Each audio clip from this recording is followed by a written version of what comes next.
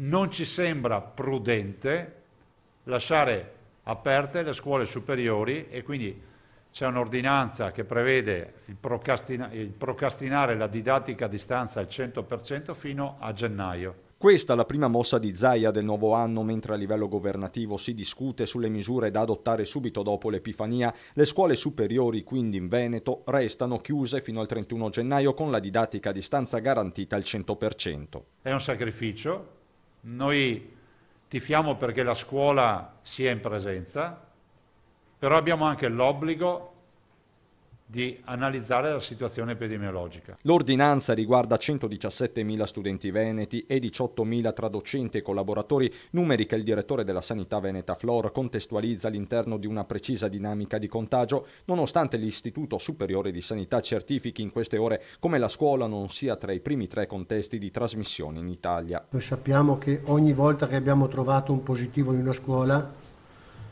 nel 25% dei casi ne trovavamo un altro. E questa percentuale è alta nella scuola secondaria. Negli asili nido è quasi un terzo.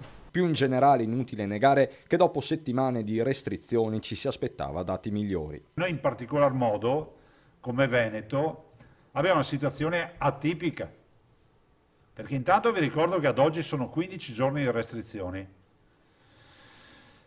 Allora, se vogliamo vedere il bicchiere mezzo pieno, vi posso dire che le curve non crescono.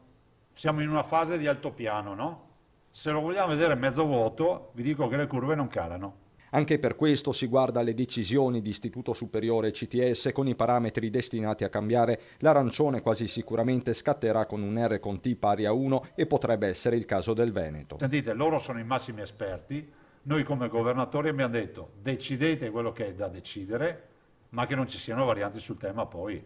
Insomma, è il momento di responsabilità precise, collettive ma anche individuali, da qui il richiamo di Zaia ai furbetti della quarantena. Noi abbiamo persone in quarantena che si danno la macchia, abbiamo persone che ci consegnano ai SISP numeri di telefono sbagliati per non essere rintracciabili, così non andiamo da nessuna parte. Mettiamo a repentaglio la propria vita, la nostra vita e quella degli altri.